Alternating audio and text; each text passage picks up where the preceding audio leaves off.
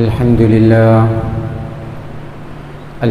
لله رب العالمين نحمده ونستعينه ونؤمن به ونتوكل عليه ونعوذ بالله من شرور أنفسنا ومن سيئات أعمالنا من يهده الله فلا مضل له ومن يضلل فلا هادي له وأشهد أن لا إله إلا الله وحده لا شريك له وأشهد أن محمدا عبده ورسوله أرسله بالهدى ودين الحق ليظهره على الدين كله ولو كره المشركون اللهم صل على محمد وعلى آل محمد كما صليت على إبراهيم وعلى آل إبراهيم إنك حميد مجيد اللهم بارك على محمد وعلى آل محمد كما باركت على إبراهيم وعلى آل إبراهيم إنك حميد مجيد أما بعد فإن خير الكلام كلام الله وخير السنن سنن محمد صلى الله عليه وسلم وشر الأمور محدثاتها وكل محدثة بدعة وكل بدعة ضلالة وكل ضلالة في النار أعوذ بالله السميع العليم من الشيطان الرجيم يا أيها الذين آمنوا اتقوا الله حق تقاته ولا تموتن إلا وأنتم مسلمون يا أيها الذين آمنوا اتقوا الله وقولوا قولا سديدا يصلح لكم أعمالكم ويغفر لكم ذنوبكم ومن يطع الله ورسوله فقد فاز فوزا عظيما بسم الله الرحمن الرحيم وإن كان ذو عسرة فنظرة إلى ميسرة وأن تصدقوا خير لكم إن كنتم تعلمون ഏറെ സ്നേഹം നിറഞ്ഞ സത്യവിശ്വാസികളെ വിശ്വാസിനികളെ റഹ്മാനും റഹീമുമായ അല്ലാഹു സുബ്ഹാനഹു വ തആലയുടെ വിധിവിലക്കുകളും നിയമനിർദ്ദേശങ്ങളും ജീവിതത്തിൻ്റെ മുഴുവൻ മേഖലകളിലും കാത്തു സൂക്ഷിച്ച തഖ്വയിൽ അധിഷ്ഠിതമായ ജീവിതം നയിക്കണേ എന്ന് ആമുഖമായി എന്നോടും പിന്നീട് നിങ്ങൾ ഓരോരുത്തരോടും ഉപദേശിക്കുകയാണ്, വസിയ്യത്ത് ചെയ്യുകയാണ്. അല്ലാഹു സുബ്ഹാനഹു വ തആല നമ്മെ എല്ലാവരെയും അവൻ്റെ സ്നേഹനിധികളായ സ്വാലിഹീങ്ങളായ മുത്തഖീങ്ങളായ അടിമകളുടെ കൂട്ടത്തിൽ ഉൾപ്പെടുത്തി അനുഗ്രഹിക്കുമാറാവട്ടെ. സഹോദരങ്ങളെ, അല്ലാഹുവിൻ്റെ പ്രവാചകൻ സല്ലല്ലാഹു അലൈഹി വസല്ലം ലാ ഇലാഹ ഇല്ലല്ലാഹയുടെ പ്രബോധനവുമായി പരിശുദ്ധ മക്കയിലേക്ക് കടന്നു വന്നു. അതിൻ്റെ പ്രബോധനത്തിൻ്റെ 1-ാം തീയതി മുതൽ പ്രവാചകൻ നാശക്കാരനാണെന്നും പ്രവാചകൻ മാരണക്കാരനാണെന്നും പ്രവാചകൻ ഭ്രാന്തനാണെന്നും മാനസിക രോഗിയാണെന്നും കവിയാണെന്നും അങ്ങനെ ഒട്ടനവധി ആരോപണങ്ങൾ, പരിഹാസവാക്കുകൾ, കുത്തുവാക്കുകൾ എല്ലാം ഏറ്റുവാങ്ങിയിട്ടുണ്ട് അള്ളാഹുവിൻ്റെ പ്രവാചകൻ സല്ലല്ലാഹു അലൈഹി വസല്ലം. അതെല്ലാം പറഞ്ഞത് അന്നുവരെ പ്രവാചകൻ്റെ കൂടെയുണ്ടായിരുന്ന പ്രവാചകൻ്റെ കുടുംബത്തിൽപ്പെട്ട പ്രവാചകൻ്റെ സുഹൃത്ത് വലയത്തിൽപ്പെട്ട ആളുകളായിരുന്നു. ഇത് പറയാനുള്ള അവർക്കുള്ള ന്യായം, മുഹമ്മദ് സല്ലല്ലാഹു അലൈഹി വസല്ലം ഞങ്ങളുടെ ദൈവങ്ങളെ നിഷേധിക്കുന്നു, പാരമ്പര്യമായി ഞങ്ങൾ കൊണ്ടുവന്ന ഞങ്ങളുടെ പ്രപിതാക്കന്മാരിൽ നിന്നും ഞങ്ങൾക്ക് ലഭിച്ച മതത്തിൻ്റെ ആശയാദർശങ്ങൾ വെടിഞ്ഞുകൊണ്ട് പുതിയ ചില ആശയങ്ങളുമായി ജീവിക്കുന്നു, അത് പ്രബോധനം ചെയ്യുന്നു. അവരുടെ കണ്ണിലൂടെ നോക്കുമ്പോൾ മുഹമ്മദ് സല്ലല്ലാഹു അലൈഹി വസല്ലം പിഴച്ചവനാണ്. മുഹമ്മദ് നബി സല്ലല്ലാഹു അലൈഹി വസല്ലം പുതിയ ആദർശം കൊണ്ടുവന്നവരാണ്. പക്ഷേ അവർ ആ സമയത്തും അംഗീകരിക്കുന്ന ഒരു കാര്യം, മുഹമ്മദ് സല്ലല്ലാഹു അലൈഹി വസല്ലം അൽ അമീനാണ്, സത്യസന്ധനാണ്, അദ്ദേഹം കള്ളം പറയാറില്ല, അദ്ദേഹം നീതിബോധമുള്ള ആളാണ്, എന്തൊക്കെ ആയാലും അദ്ദേഹത്തെ നമുക്ക് വിശ്വസിക്കാൻ കൊള്ളും. അവിശ്വാസം, അമാനത്തിന് ഭംഗം വരുത്തുന്ന പ്രവർത്തനങ്ങൾ അദ്ദേഹത്തിൽ ഉണ്ടാവുകയില്ല. മോശമായ നീചമായ പ്രവർത്തനങ്ങളിലൊന്നും അദ്ദേഹത്തെ നമ്മൾ കാണാറില്ല. ആള് സൽസ്വഭാവിയാണ്. പക്ഷേ നമ്മൾ ആദർശത്തിൽ നിന്ന് പിഴച്ചു പോയിട്ടുണ്ട്. ഇതാണ് മക്കയിലെ മുശ്രിക്കുകൾക്ക് പറയാനുണ്ടായിരുന്നത്. അബൂ സുഫിയാൻ അദ്ദേഹം ഇസ്ലാമിലേക്ക് കടന്നു വന്നതിന് ശേഷം അദ്ദേഹം അത് വിവരിക്കുന്നുണ്ട്. ഞാൻ ഹിർക്കലിൻ്റെ സമീപത്തേക്ക് ചെന്ന് ഇവരുടെ ദൂഷ്യവശങ്ങൾ പറഞ്ഞു കൊടുക്കാൻ ചെന്നതാണ്. അന്ന് ഞാൻ ജാഹിലിയ്യത്തിലാണ്, മുശ്രിക്കാണ്. ആ സമയത്ത് അദ്ദേഹം എന്നോട് ചില ചോദ്യങ്ങൾ ചോദിക്കുന്നുണ്ട്. ആ ചോദ്യങ്ങൾക്കൊക്കെ എനിക്ക് സത്യസന്ധമായി മറുപടി പറയേണ്ടി വന്നു. അതിൽപ്പെട്ട ചില ചോദ്യങ്ങളായിരുന്നു, ഫഹൽ കുൻതും തത്തഖിമൂനഹു ബിൽ കദിബ് ഖബ്ല അൻ യഖൂല മാ ഖൽ. ഇന്ന് ഇദ്ദേഹം കൊണ്ടുവന്ന ഈ ആശയവുമായി ഇദ്ദേഹം ഇന്ന് കടന്നു വരുന്നതിന് മുമ്പ് നിങ്ങളുടെ ഇടയിൽ അദ്ദേഹം ജീവിക്കുമ്പോൾ അദ്ദേഹം കള്ളം പറയാറുണ്ടായിരുന്നോ? ഖുൽതു ലാ, ഇല്ല, അദ്ദേഹം പറഞ്ഞതായിട്ട് ഞങ്ങൾക്ക് അനുഭവമില്ല. ഇങ്ങനെ ഒരുപാട് ചോദ്യങ്ങൾക്ക് ഉത്തരമായിട്ട് അദ്ദേഹം നിങ്ങളെ വഞ്ചിച്ചിട്ടുണ്ടോ? ഒരു ചതിയനാണോ? അല്ല, അദ്ദേഹം ചതിയനല്ല. ഇങ്ങനെ ഏതൊരു തരത്തിൽ അദ്ദേഹത്തിന് മോശമായി ഭവിക്കുന്ന ഏതൊരു ചോദ്യത്തിനും എനിക്കന്ന് സത്യസന്ധമായി മറുപടി പറയേണ്ടി വന്നു എന്ന് ഇസ്ലാമിലേക്ക് കടന്നു വന്നതിന് ശേഷം ശത്രുവായിട്ടുകൂടെ അബൂ സുഫിയാൻ അങ്ങനെ പറയേണ്ടി വന്നു എന്ന് അദ്ദേഹം പറയുന്നതായിട്ട് നമുക്ക് കാണാൻ കഴിയും. ഇവിടെ നമ്മൾ മനസ്സിലാക്കേണ്ട ഒരു കാര്യം, നമ്മളെ പറ്റിയിട്ടും ആളുകൾ പറയും അദ്ദേഹം നമ്മുടെ കുടുംബത്തിൻ്റെ പാരമ്പര്യത്തിൽ നിന്ന് പോയിട്ടുണ്ട്, അദ്ദേഹം തൗഹീദ് സ്വീകരിച്ചത് കൊണ്ട് തന്നെ അദ്ദേഹം പിഴച്ചു പോയിട്ടുണ്ട്. ഈ തൗഹീദിൻ്റെ മാധുര്യം അറിയാതെ പലരും നമ്മെ ആക്ഷേപിച്ചേക്കാം.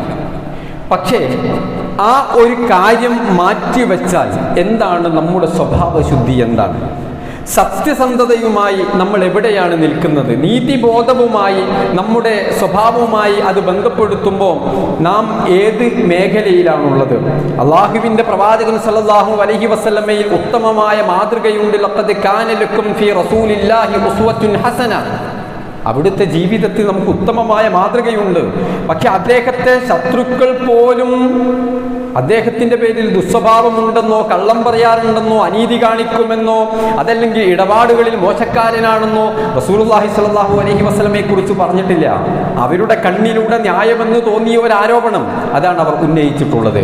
നമ്മെക്കുറിച്ചും അങ്ങനെയാണോ എന്ന് പരിശോധിക്കേണ്ട സമയമാണിത്. നമ്മൾ ഓരോരുത്തരും നമ്മെക്കുറിച്ചും ഇത് ആലോചിക്കുകയും നമ്മോട് ഈ ഒരു ചോദ്യം ചോദിക്കുകയും വേണം. നമ്മൾ സത്യസന്ധരാണോ? നമ്മൾ സൽസ്വഭാവികളാണോ? ഇടപാടുകൾ നടത്തുമ്പോൾ, വ്യവഹാരങ്ങൾ നടത്തുമ്പോൾ, ആളുകളുമായിട്ട് ക്രയവിക്രയങ്ങൾ നടത്തുമ്പോൾ നമ്മുടെ നിലപാട് എങ്ങനെയാണ് പരിശോധിക്കണം. മഹാനായ ഉമർ ഇബ്നുൽ ഖത്താബ് റളിയല്ലാഹു അൻഹുവിന്റെ സദസ്സിൽ ഒരാൾ പറഞ്ഞു, ഇന്നാലിന്ന വ്യക്തി അദ്ദേഹം സ്വാദിഖാണ്, സത്യസന്ധനാണ്, വളരെ നല്ല മനുഷ്യനാണെന്ന്. ഉമർ റളിയല്ലാഹു അൻഹു 2-3 ചോദ്യം ചോദിക്കുന്നുണ്ട് അയാളോട്. ഒന്നാമത്തെ ചോദ്യം, ലഅല്ലക ജാറഹു, അദ്ദേഹം നിങ്ങളുടെ അയൽവാസിയായിരിക്കൂലേ?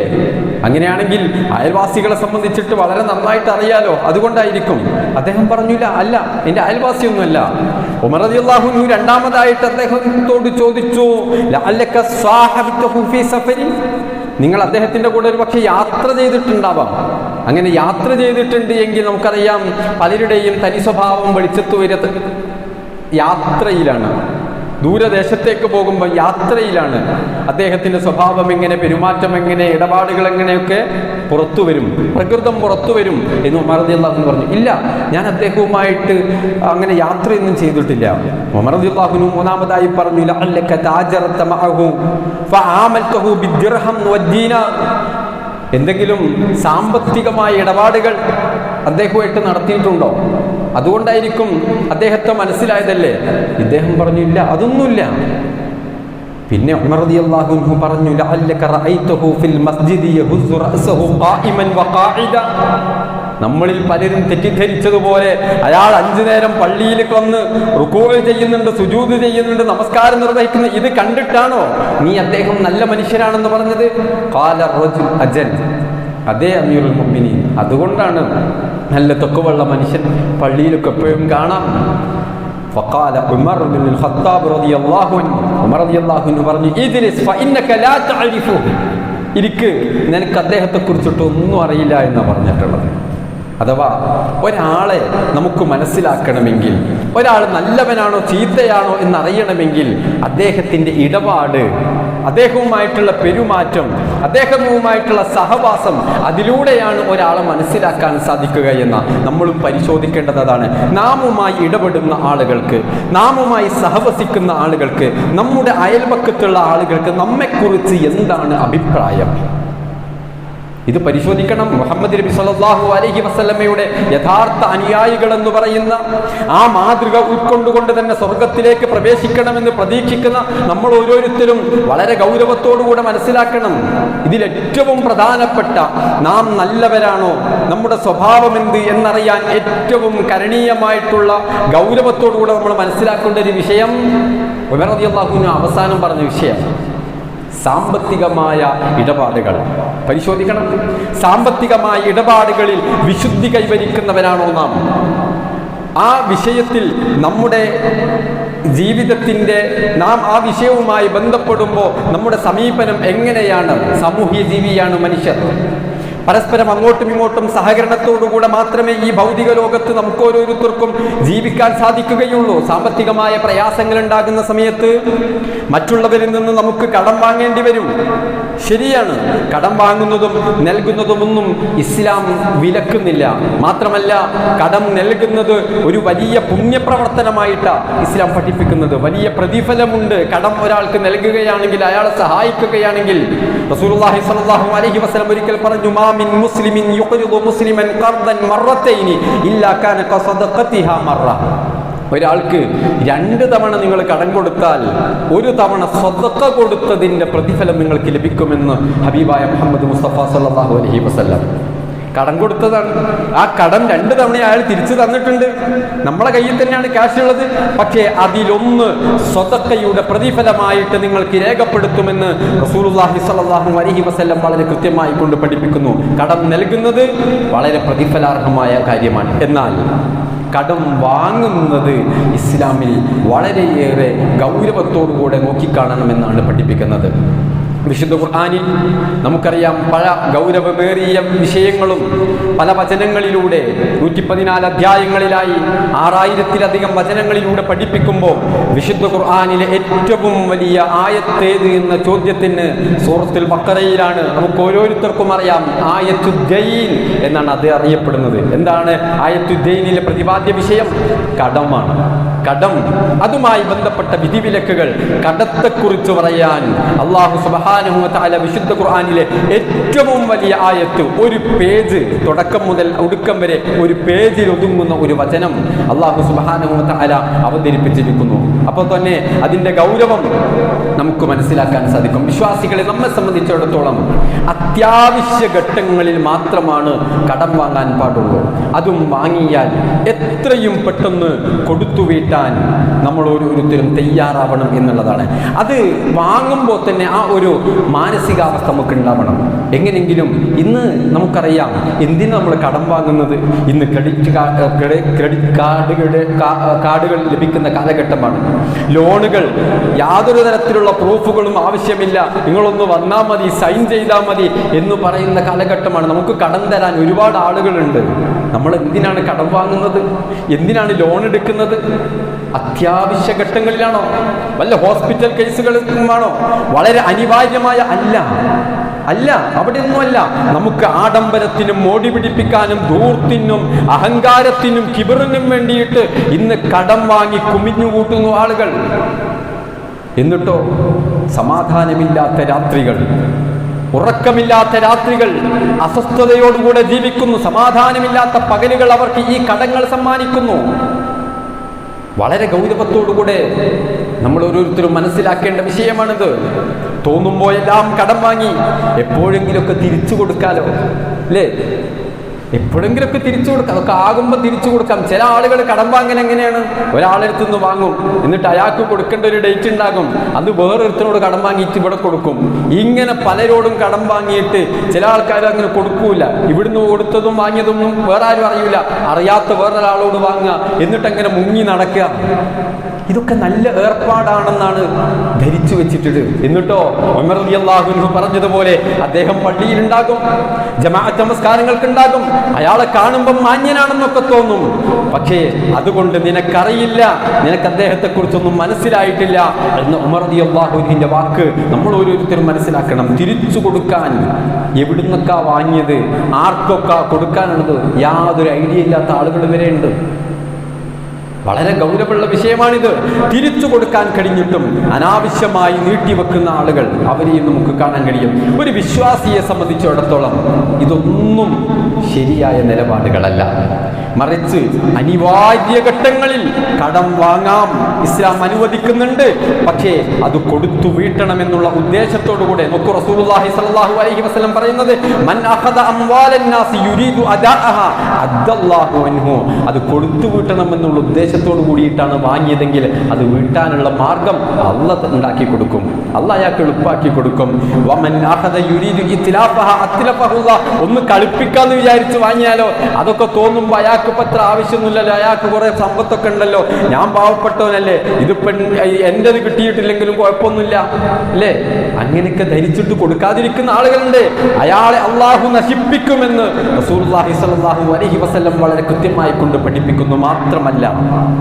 മാത്രമല്ല പരലോകത്ത് അതിഭയാനകമായ അവസ്ഥകളാണ് അയാൾ നേരിടേണ്ടി വരിക.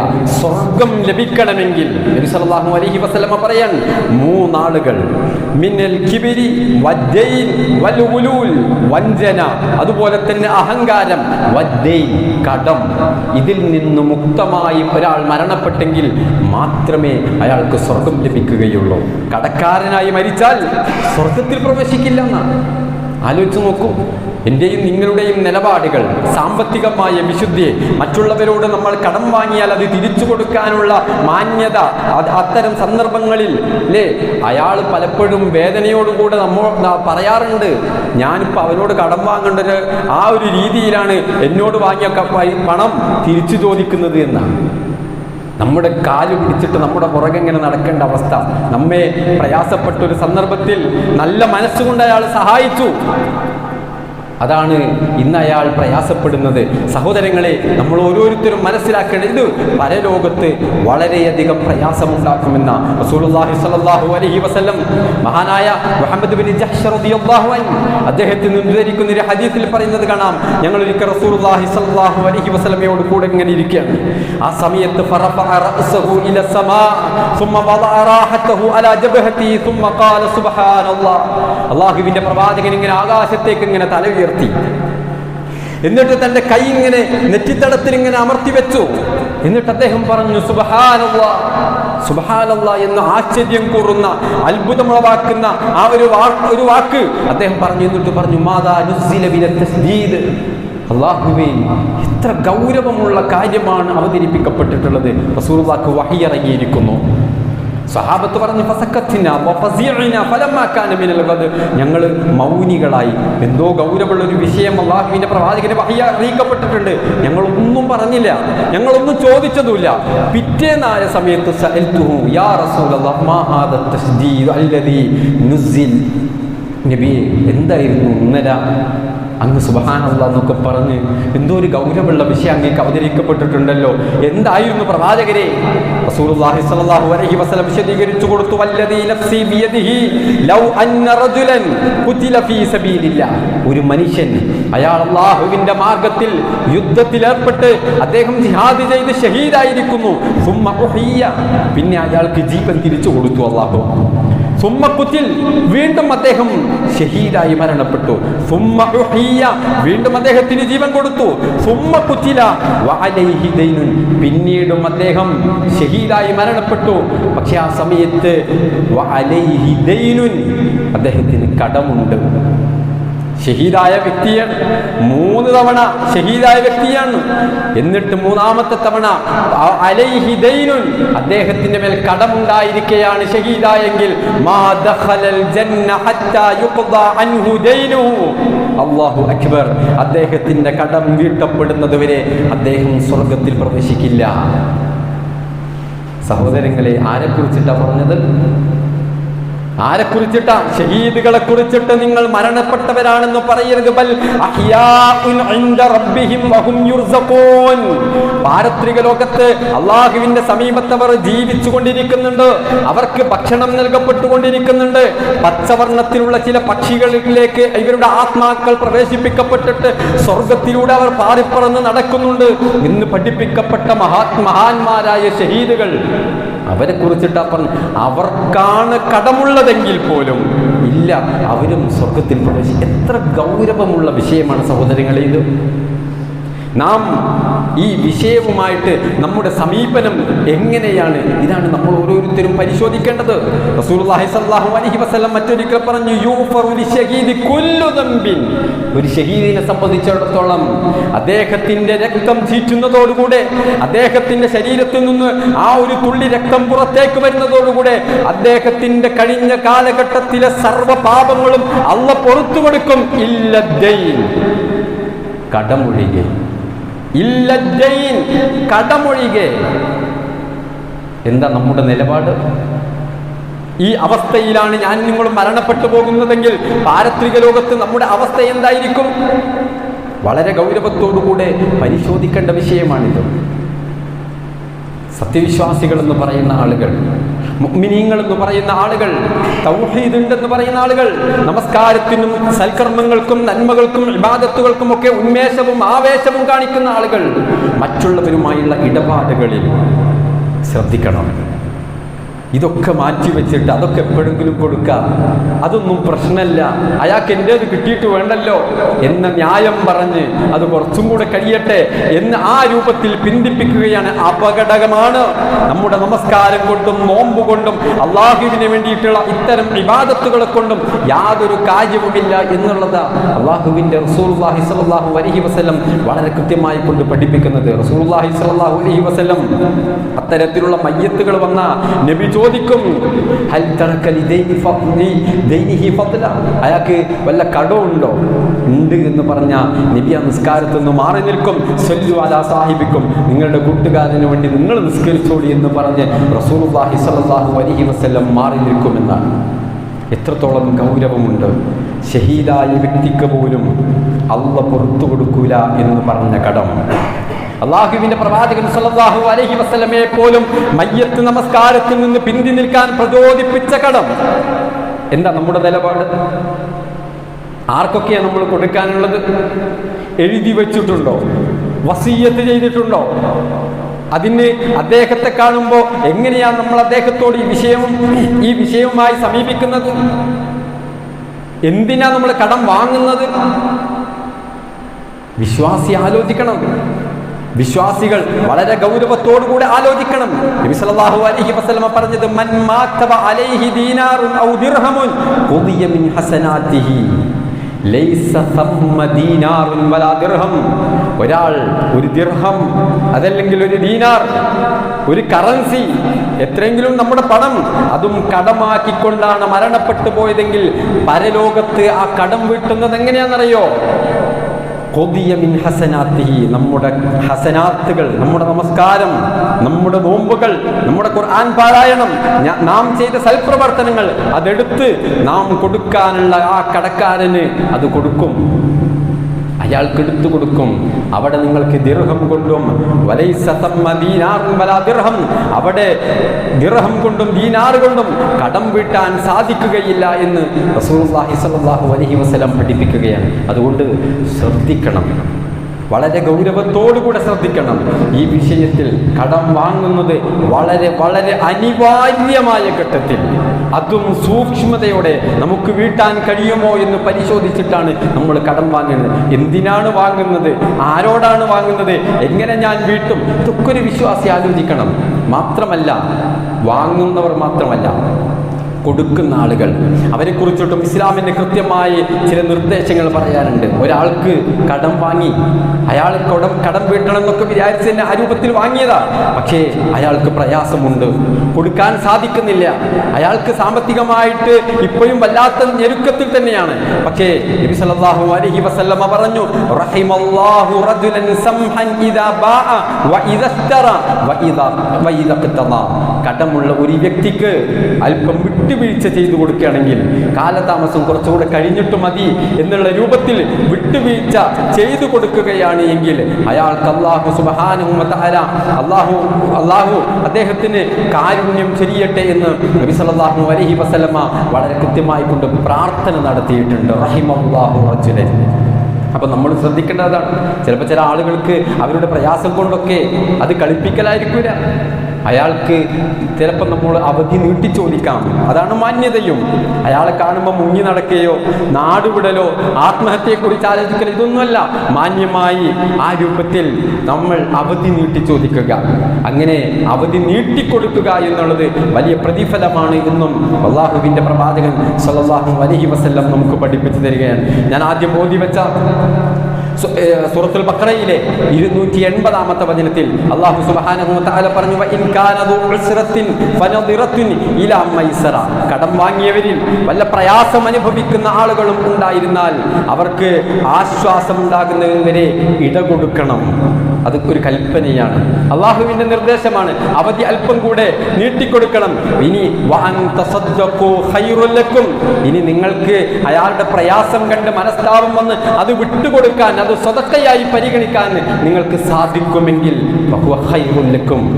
ഖൈറുൽ ലക്കും, അത് നിങ്ങൾക്ക് വലിയ പ്രതിഫലം നൽകപ്പെടുന്ന വലിയ നന്മയുള്ള കാര്യമാണ് എന്ന് അല്ലാഹുവിന്റെ വിശുദ്ധ ഖുർആനും വളരെ കൃത്യമായി കൊണ്ട് നമുക്ക് പഠിപ്പിച്ചു തരുന്നു. അപ്പം കടം വാങ്ങുന്നവരും കടം നൽകുന്നവരും ഒക്കെ ശ്രദ്ധിക്കേണ്ട ചില കാര്യങ്ങളാണ് ഖുർആനും ഹദീസും നമ്മോട് പറയുന്നത്. ഇത് മനുഷ്യരുമായുള്ള ഇടപാടുകളാണ്. കേവലം ഇബാദത്തുകൾ കൊണ്ട് മാത്രം നമ്മൾ നല്ലവരായി തീരുമെന്നും നമ്മൾ സ്വർഗത്തിൽ പ്രവേശിക്കുമെന്നൊക്കെയുള്ള മിഥ്യാധാരണ പലപ്പോഴും നമുക്കൊക്കെ ഉണ്ട്. അതുകൊണ്ട് അത്തരം ധാരണകൾ മാറ്റുകയും മനുഷ്യരുമായി സാമൂഹ്യമായി ജീവിക്കുമ്പോൾ അവരോടുള്ള ഇടപാടുകളിൽ, അവരോടുള്ള പ്രവർത്തനങ്ങളിൽ, ക്രയവിക്രയങ്ങളിൽ, സംസാരങ്ങളിൽ, പെരുമാറ്റത്തിൽ അവിടെയൊക്കെ സത്യസന്ധതയും നീതിനിഷ്ഠയും സൽസ്വഭാവവും ഒക്കെ കാത്തു സൂക്ഷിക്കുന്നവനാണ് ഒരു യഥാർത്ഥ വിശ്വാസി എന്നതാണ് ഇത്തരത്തിലുള്ള വചനങ്ങളിലൂടെ നമുക്ക് മനസ്സിലാക്കാൻ സാധിക്കുന്നത്. അല്ലാഹു സുബ്ഹാനഹു വ തആല ആ രൂപത്തിൽ ജീവിക്കാൻ നമ്മെ ഓരോരുത്തരെയും അനുഗ്രഹിക്കുമാറാവട്ടെ. അൽഹംദുലില്ലാഹി റബ്ബിൽ ആലമീൻ. അസ്സലാത്തു വസ്സലാമു അലാ അഷ്റഫിൽ അംബിയാഇ വൽ മുർസലീൻ വഅലാ ആലിഹി വഅസ്ഹാബിഹി അജ്മഈൻ. അമ്മാ ബഅദ്. അല്ലാഹുവിനെ സൂക്ഷിച്ച് ജീവിക്കണം എന്ന് ഒരിക്കൽ കൂടെ എല്ലാവരെയും ഓർമ്മപ്പെടുത്തുകയാണ്. ആയിഷ റളിയല്ലാഹു അൻഹയിൽ നിന്ന് ഉദ്ധരിക്കുന്ന ഒരു ഹദീസിൽ നബി സല്ലല്ലാഹു അലൈഹി വസല്ലം പറഞ്ഞു, അന്ന റസൂലുള്ളാഹി സ്വല്ലല്ലാഹു അലൈഹി വസല്ലം കാന യദ്ഉ ഫി സ്വലാത്തി വയഖൂൽ. നബി സല്ലല്ലാഹു അലൈഹി വസല്ലം നമസ്കാരത്തിൽ പോലും പലപ്പോഴും പ്രാർത്ഥന നടത്താറുണ്ടായിരുന്നു. എന്തായിരുന്നു അദ്ദേഹത്തിൻ്റെ പ്രാർത്ഥന? അല്ലാഹുമ്മ ഇന്നി അഊദു ബിക മിനൽ മഅ്സമി വൽ മഗ്റം. അല്ലാഹുവേ, കടം, അതിൽ നിന്ന് ഞാൻ നിന്നോട് കാവൽ ചോദിക്കുന്നു. നബി സല്ലല്ലാഹു അലൈഹി വസല്ലം നിരന്തരം പ്രാർത്ഥിക്കുന്നൊരു പ്രാർത്ഥനയാണ്. ഒരിക്കൽ സഹാബത്ത് നബി സല്ലല്ലാഹു അലൈഹി വസല്ലമയോട് ചോദിച്ചു, അള്ളാഹുവിൻ്റെ പ്രവാചകനെ, മാ അക്സറ മാ തസ്തഈദു യാ റസൂലല്ലാഹി മിനൽ മഗ്റം, എന്തേ നബിയെ കടത്തിൽ നിന്ന് ഇതിനു മാത്രം കാവൽ ചോദിച്ചിട്ട് ഇങ്ങനെ കടത്തിൽ നിന്ന് മുക്തമായ ജീവിതം ഉണ്ടാക്കണേ എന്ന് അള്ളാഹുവിനോട് ഇങ്ങനെ പ്രാർത്ഥിച്ചുകൊണ്ടിരിക്കാൻ എന്തേ നബിയെ കാരണമെന്ന് ചോദിച്ചപ്പോൾ റസൂലുള്ളാഹി സ്വല്ലല്ലാഹു അലൈഹി വസല്ലം പറഞ്ഞു, ഇന്ന റജുല ഇദാ ഗരിമ ഹദ്ദസ ഫകദബ വവഅദ ഫഅഖലബ. ഒരാൾക്ക് കടമുണ്ടായാൽ, കടം കൊണ്ടൊരാൾ പ്രയാസപ്പെട്ടാൽ, എത്ര സത്യസന്ധമാണ് പ്രവാചകന്റെ വാക്ക് നോക്കൂ, ഹദ്ദസ ഫകദബ, അയാൾ സംസാരിച്ച കള്ളം പറയും. വഇദ വഅദ അഖലഫ, അയാൾ കരാറ് പറഞ്ഞാൽ അത് ലംഘിക്കും. ഇതാ അവസ്ഥ. അതുണ്ടായിക്കഴിഞ്ഞാൽ അതൊരു മുഅ്മിനിനെ സംബന്ധിച്ചിടത്തോളം അത് വല്ലാത്ത പ്രയാസമുള്ള, അത് മുഅ്മിനിന്റെ സ്വഭാവമല്ല, അത് മുനാഫിഖിന്റെ ലക്ഷണമാണ്. കള്ളം പറയുന്നതും കരാറ് ലംഘിക്കുകയും ആ ഒരു അവസ്ഥയിലേക്ക് വിശ്വാസി പതിയെ വീണുപോകും. അതുകൊണ്ടാണ് ഞാൻ അള്ളാഹുവിനോട് ഇത് പ്രാർത്ഥിക്കുന്നത് എന്ന് നബി സല്ലല്ലാഹു അലൈഹി വസല്ലമ പറഞ്ഞു. നമ്മളും ശീലമാക്കേണ്ടതാണ് നബി സല്ലല്ലാഹു അലൈഹി വസല്ലമയുടെ ആ പ്രാർത്ഥന, അല്ലാഹുമ്മ ഇന്നി അഊദു ബിക മിനൽ മഅ്സമി വൽ മഗ്റം, കടത്തിൽ നിന്ന് അല്ലാഹുവേ ഞാൻ നിന്നോട് കാവൽ ചോദിക്കുന്നു. അതുപോലെ തന്നെ നമ്മൾ നിരന്തരം പ്രാർത്ഥിക്കുന്ന ഒരു പ്രാർത്ഥന നബി സല്ലല്ലാഹു അലൈഹി വസല്ലമ ഏറ്റവും കൂടുതൽ, അനസ് ഇബ്നു മാലിക് റളിയല്ലാഹു അൻഹു പറയുന്നു, നബി ഏറ്റവും കൂടുതൽ പ്രാർത്ഥിക്കുന്ന ഒരു പ്രാർത്ഥനയായി ഞാൻ കേട്ടിട്ടുള്ളത് യദൂ ബിഹാഉലാഇൽ കലിമാത്ത്, അല്ലാഹുമ്മ ഇന്നി അഊദു ബിക മിനൽ ഹമ്മി വൽ ഹുസ്ൻ വഅഊദു ബിക മിനൽ അജ്സി വൽ കസൽ വഅഊദു ബിക മിനൽ ജുബ്നി വൽ ബുഖൽ വഅഊദു ബിക മിൻ ഗലബത്തി ദൈൻ വഖഹരി റിജാൽ. ഒരുപാട് കാര്യങ്ങൾ പറഞ്ഞ് ഗലബത്തി ദൈൻ, കടം അതിജയിക്കുക, ആ രൂപത്തിൽ ആളുകൾ എന്നെ പ്രയാസപ്പെടുത്തുക, അതിൽ നിന്നൊക്കെ അല്ലാഹുവേ നിന്നോട് ഞാൻ കാവൽ ചോദിക്കുന്നു. നമ്മളും പഠിക്കുകയും നിരന്തരം പ്രാർത്ഥിക്കുകയും ചെയ്യുകയും കടം വരാതിരിക്കാനുള്ള പരിശ്രമങ്ങൾ നമ്മുടെ ഭാഗത്തു നിന്നുണ്ടാവുകയും ചെയ്യണം. അല്ലാഹു സുബ്ഹാനഹു വ തആല അനുഗ്രഹിക്കുമാറാവട്ടെ.